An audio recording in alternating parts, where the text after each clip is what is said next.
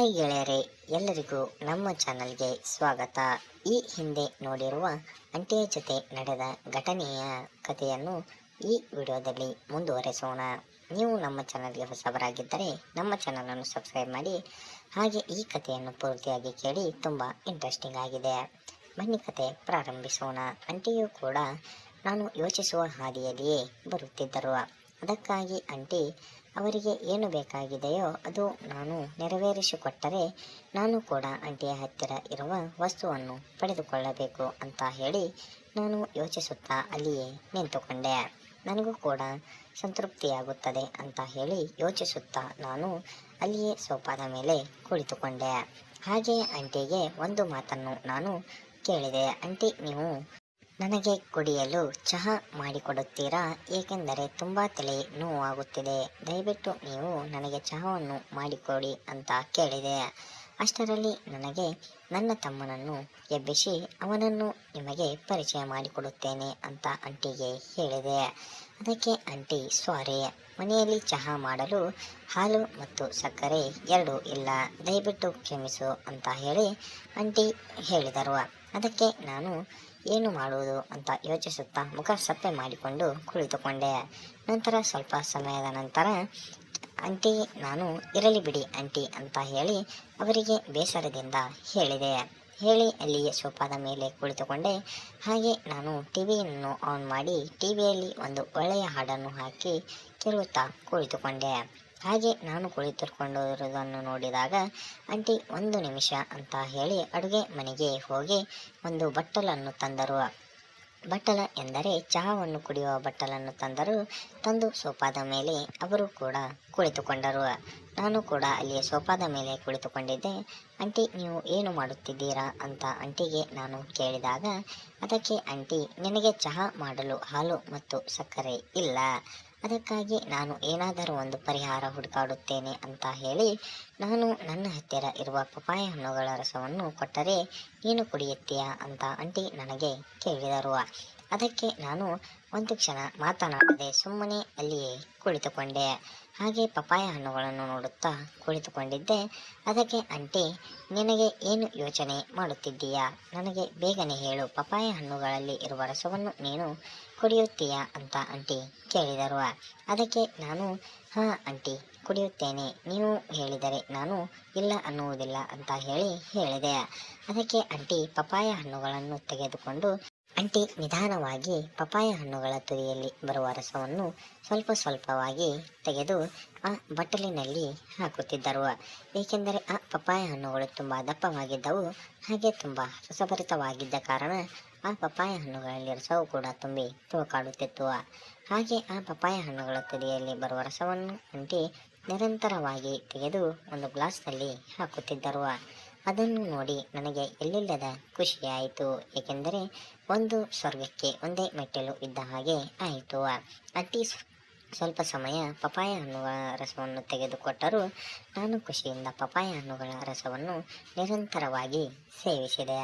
ಹಾಗೆ ನನಗೆ ಈ ವಿಡಿಯೋಗೆ ನೀವು ಹೊಸಬರಾಗಿದ್ದರೆ ನಮ್ಮ ಚಾನಲನ್ನು ಸಬ್ಸ್ಕ್ರೈಬ್ ಮಾಡಿ. ಹಾಗೆ ಪಕ್ಕದಲ್ಲೇ ಇರುವ ಬೆಲ್ ಐಕಾನ್ ಪ್ರೆಸ್ ಮಾಡಿ ಆಲ್ ಅಂತ ಒತ್ತಿ. ಏಕೆಂದರೆ ನಾವು ಮಾಡುವ ಪ್ರತಿಯೊಂದು ವಿಡಿಯೋಗಳು ನಿಮಗೆ ನೋಟಿಫಿಕೇಶನ್ ಮೂಲಕ ದೊರೆಯುತ್ತವೆ. ಹಾಗೆ ಸೇವಿಸಿದೆ. ಪಪಾಯ ಹಣ್ಣುಗಳಲ್ಲಿ ಇರುವ ರಸ ಸ್ವಲ್ಪ ಸ್ವಲ್ಪ ಸ್ವೀಟ್ ಆಗಿತ್ತು. ಅದಕ್ಕೆ ನಾನು ರಸವನ್ನು ಪೂರ್ತಿ ಖಾಲಿ ಮಾಡಿ ಆಂಟಿ ಇನ್ನೂ ಸ್ವಲ್ಪ ಇದ್ದರೆ ಕೊಡಿ ಅಂತ ಹೇಳಿದೆ. ಅದಕ್ಕೆ ಆಂಟಿ ಪಪಾಯ ಹಣ್ಣುಗಳ ರಸವನ್ನು ಆಮೇಲೆ ಕುಡಿಯುವಂತೆ, ಆದರೆ ನನಗೆ ನಿನ್ನ ತಮ್ಮನನ್ನು ಪರಿಚಯ ಮಾಡಿಕೊಡು ಅಂತ ಆಂಟಿ ಹೇಳಿದರು. ಅದಕ್ಕೆ ನಾನು ಆಂಟಿಗೆ ನನ್ನ ತಮ್ಮನನ್ನು ಆಂಟಿಗೆ ಸ್ವಲ್ಪ ಸಮಯದ ನಂತರ ಪರಿಚಯ ಮಾಡಿಕೊಟ್ಟೆ. ಆಗ ನನ್ನ ತಮ್ಮನನ್ನು ನೋಡಿ ಆಂಟಿ ಒಂದು ಕ್ಷಣ ಕಣ್ಣನ್ನು ಮುಚ್ಚಿಕೊಂಡರು. ಏಕೆಂದರೆ ಅವನು, ನನ್ನ ತಮ್ಮನೂ ಕೂಡ ನೋಡಲು ತುಂಬ ಚೆನ್ನಾಗಿ ಹಾಗೆ ಒಳ್ಳೆಯ ಮೈಕಟ್ಟನ್ನು ಹೊಂದಿ ತುಂಬ ಸುಂದರವಾಗಿ ಕಾಣುತ್ತಿದ್ದ. ನಾನು ಆಂಟಿಗೆ ಏನಾಯಿತು ಅಂತ ಕೇಳಿದಾಗ ಆಂಟಿ ಹೀಗೇಕೆ ಕಣ್ಣು ಮುಚ್ಚಿಕೊಂಡಿದ್ದೀರಾ ಅಂತ ಮತ್ತೆ ನಾನು ಆಂಟಿಗೆ ಕೇಳಿದೆ. ಅದಕ್ಕೆ ಆಂಟಿ, ಹಾಗೇನಿಲ್ಲ ಸುಮ್ಮನೆ ಅಂತ ಹೇಳಿ ನನ್ನ ತಮ್ಮನನ್ನು ಕರೆದುಕೊಂಡು ಅವರು ಮುದ್ದಾಡಿದರು. ಹಾಗೆ ನನ್ನ ತಮ್ಮನೂ ಕೂಡ ತುಂಬ ತುಂಟನಾಗಿದ್ದ. ಹಾಗೆ ಆಂಟಿ ಅವನನ್ನು ಸ್ವಲ್ಪ ಹೊತ್ತು ಅವನನ್ನು ಮುದ್ದಾಡಿದರು. ಹಾಗೆ ನಾನು ಮುದ್ದಾಡುವಷ್ಟರಲ್ಲಿ ನಾನು ಆಂಟಿಯ ಹತ್ತಿರ ಇರುವ ಪಪಾಯ ಹಣ್ಣುಗಳನ್ನು ತೆಗೆದುಕೊಂಡು ಸೇವಿಸುತ್ತಾ ಕುಳಿತುಕೊಂಡಿದ್ದೆ. ಹಾಗೆ ರಾತ್ರಿ 9 ಗಂಟೆ ಆಗಿತ್ತು.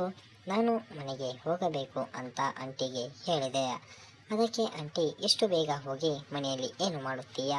ಇನ್ನೂ ಸ್ವಲ್ಪ ಹೊತ್ತು ಇಲ್ಲಿಯೇ ಇರುವ, ಸ್ವಲ್ಪ ಹೊತ್ತು ಇಲ್ಲಿಯೇ ಮಾತನಾಡುತ್ತಾ ಕುಳಿತುಕೋ ಅಂತ ಹೇಳಿದರು.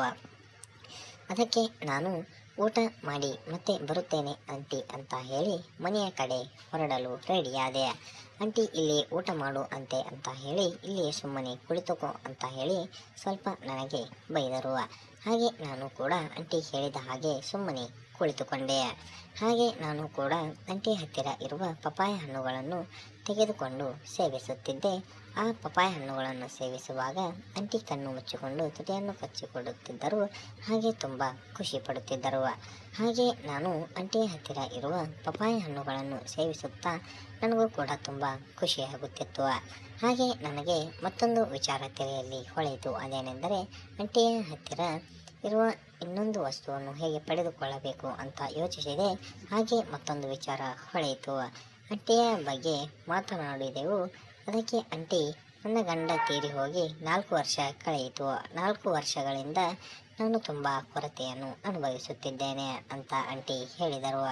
ಅದಕ್ಕೆ ನಾನು ಆಂಟಿಗೆ ಆ ವಿಷಯದಲ್ಲಿ ಕೊರತೆ ಇರಬಹುದು ಅಂತ ಹೇಳಿ ನನಗೆ ಒಂದು ಕ್ಷಣ ಖುಷಿ ಆಯಿತು. ಏಕೆಂದರೆ ನಾನು ಕೂಡ ಮೊದಲ ಬಾರಿಗೆ ಈ ರೀತಿಯ ವಸ್ತುವನ್ನು ನೋಡುತ್ತಿದ್ದೇನೆ. ಅದಕ್ಕಾಗಿ ನನಗೂ ಕೂಡ ತುಂಬ ಖುಷಿ ಆಯಿತು. ಹೀಗಾಗಿ ನಾನು ಆ ವಸ್ತುವನ್ನು ಆಂಟಿಗೆ ಪರಿಚಯ ಮಾಡಿಕೊಡಲು ಹೇಳಿದೆ. ಆ ವಸ್ತು ಕೂಡ ತುಂಬ ಅಗಲವಾಗಿ ಹಾಗೆ ಉಬ್ಬಿದ ಆಕಾರವನ್ನು ಹೊಂದಿ ತುಂಬ ಸುಂದರವಾಗಿ ಕಾಣುತ್ತಿತ್ತು. ಹೀಗಾಗಿ ಆ ವಸ್ತುವಿನ ಜೊತೆ ನನ್ನ ತಮ್ಮನನ್ನು ಆಟವಾಡಲು ಬಿಟ್ಟರೆ ನನ್ನ ತಮ್ಮನು ಕೂಡ ತುಂಬ ಖುಷಿ ಪಡುತ್ತಾನೆ ಅಂತ ಹೇಳಿ ನನಗೆ ಅನಿಸಿತು. ಹಾಗೆಯೇ ಅಂತ ಹೇಳಿ ನಾನು ಯೋಚಿಸಿ ಅದಕ್ಕೆ ನಾನು ಕೂಡ ಒಪ್ಪಿಗೆ ಕೊಟ್ಟೆ. ನನ್ನ ತಮ್ಮನನ್ನು ಕೂಡ ಆಂಟಿಯ ಒಪ್ಪಿಗೆ ಮೇರೆಗೆ ಆಂಟಿಯ ಹತ್ತಿರ ಇರುವ ಆ ವಸ್ತುವಿನ ಜೊತೆ ಆಟವಾಡಲು ನನ್ನ ತಮ್ಮನು ಕೂಡ ಸಿದ್ಧನಾದ. ಹೀಗಾಗಿ ಆಂಟಿ ನನ್ನ ತಮ್ಮನನ್ನು ಅವರು ಕೂಡ ಸ್ವಲ್ಪ ಹೊತ್ತು ಮುದ್ದಾಡಿದರು. ಹಾಗೆ ನನ್ನ ತಮ್ಮನು ಕೂಡ ತುಂಬ ಉದ್ದವಾಗಿ ಸದೃಢವಾಗಿ ತುಂಬ ಒಳ್ಳೆಯ ಮೈಕಟ್ಟನ್ನು ಹೊಂದಿ ತುಂಬ ಸುಂದರವಾಗಿ ಕಾಣುತ್ತಿದ್ದ. ಹಾಗೆ ನನ್ನ ತಮ್ಮನನ್ನು ಒಂದು ಸಾರಿ ಕೆಲಸ ಪ್ರಾರಂಭಿಸಿದರೆ, ಅವನು ಆಟವಾಡಲು ಪ್ರಾರಂಭಿಸಿದರೆ ನನ್ನ ಮಾತನ್ನೇ ಕೇಳುತ್ತಿರಲಿಲ್ಲ. ಹೀಗಾಗಿ ನಾನು ಆಟವಾಡಲು ಬಿಟ್ಟೆ. ಹಾಗೆ ಬಿಟ್ಟು ಸುಮ್ಮನೆ ಕುಳಿತುಕೊಂಡೆ. ನನ್ನ ತಮ್ಮನು ಆಟವಾಡುವಾಗ ಆಂಟಿಯವರು ತುಂಬ ಖುಷಿ ಪಡುತ್ತಿದ್ದರು. ಹಾಗೆ ಕಣ್ಣು ಮುಚ್ಚಿಕೊಂಡು ತುಟಿಯನ್ನು ಕಚ್ಚುತ್ತಾ ತುಂಬ ಸುಂದರವಾಗಿ ಅವರು ಮಲಗಿಕೊಂಡಿದ್ದರು. ಹಾಗೆ ಕೈಯನ್ನು ಬಿಗಿಯಾಗಿ ಹಿಡಿದು ಟಿವಿ ನೋಡುತ್ತಾ ಕುಳಿತುಕೊಂಡಿದ್ದರು. ಹಾಗೆ ಉಸಿರಾಟವು ಕೂಡ ಜಾಸ್ತಿಯಾಗಿ ಮನಸ್ಸಿನಲ್ಲಿಯೇ ಖುಷಿ ಪಡುತ್ತಿದ್ದರು. ಹಾಗೆ ನಾನು ನನ್ನ ತಮ್ಮನನ್ನು ಸ್ವಲ್ಪ ಹೊತ್ತು ಆಟವಾಡಿಸಿದೆ. ಹಾಗೆ ಸಮಯ ನೋಡಿದಾಗ ರಾತ್ರಿ 10 ಗಂಟೆ ಕಳೆದಿತ್ತು. ಹಾಗೆ ನಾನು ಇನ್ನು ಸ್ವಲ್ಪ ಹೊತ್ತು ನನ್ನ ತಮ್ಮನನ್ನು ಆಟವಾಡಲು ಬಿಟ್ಟೆ. ಹಾಗೆ ಆಂಟಿಯು ಕೂಡ ತುಂಬ ಖುಷಿ ಪಟ್ಟರು. ಅದಕ್ಕೆ ನಾನು ಆಂಟಿಯ ಅರ್ಧದಲ್ಲಿ ನಾನು ಬೇಗನೆ ಮನೆಗೆ ಹೋಗಬೇಕು ಅಂತ ಹೇಳಿ ಅರ್ಧ ಆಟವಾಡಿ ಮನೆಯ ಕಡೆಗೆ ಹೋದೆ. ಅದಕ್ಕೆ ಆಂಟಿ ನನ್ನ ಮೇಲೆ ಕೋಪಿಸಿಕೊಂಡರು. ಏಕೆಂದರೆ ಆಂಟಿ ಆಟವಾಡಿ ಪೂರ್ತಿ ಆಟವಾಡಿರಲಿಲ್ಲ. ಅದಕ್ಕಾಗಿ ಆಂಟಿ ಪೂರ್ತಿ ಆಟ ಆಡಿದ ಕಾರಣ ಆಂಟಿ ನನಗೆ ಅಸಮಾಧಾನವಾಯಿತು ಅಂತ ಹೇಳಿ ನನ್ನ ಮೇಲೆ ಕೋಪಿಸಿಕೊಂಡರು. ಅದಕ್ಕೆ ನಾನು ಆಂಟಿಗೆ ನಾಳೆ ಪ್ರವಾಸಕ್ಕೆ ಹೋಗುವಾಗ ಅಲ್ಲಿಯೇ ಬಸ್ನಲ್ಲಿ ಆಟವಾಡೋಣ ಆಂಟಿ ಅಂತ ಹೇಳಿ ಆಂಟಿಯ ನಾನು ಮನೆಯ ಕಡೆ ಹೊರಡಲು ಸಿದ್ಧನಾದೆ. ಹಾಗೆ ಅಲ್ಲಿಯೇ ಮುಂದುವರಿಸೋಣ ಅಂತ ಹೇಳಿ ನಾನು ಮನೆಯ ಕಡೆಗೆ ಹೊರಟೆ. ಹಾಗೆ ಹೋಗುವಾಗ ಮತ್ತೆ ಪಪಾಯ ಹಣ್ಣುಗಳನ್ನು ಅದರಲ್ಲಿ ಇರುವ ರಸವನ್ನು ಸೇವಿಸಿದೆ. ಪಪಾಯ ಹಣ್ಣುಗಳಲ್ಲಿ ಇರುವ ರಸ ತುಂಬ ಟೇಸ್ಟಾಗಿ ಇತ್ತು. ಹಾಗೆ ತುಂಬ ರಸಭರಿತವಾಗಿತ್ತು. ಹಾಗೆ ನೀವು ಕೂಡ ಯಾವ ರೀತಿಯ ಪಪಾಯ ಹಣ್ಣುಗಳನ್ನು ಸೇವಿಸಿದ್ದೀರಾ ಅಂತ ಕೂಡ ಬೇಗನೆ ಕಾಮೆಂಟ್ ಮಾಡಿ.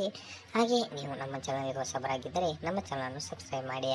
ಹಾಗೆ ಆಂಟಿ ಮತ್ತು ನಾವು ಎಲ್ಲರೂ ಕೂಡಿಕೊಂಡು ಪ್ರವಾಸಕ್ಕೆ ಹೋದೆವು.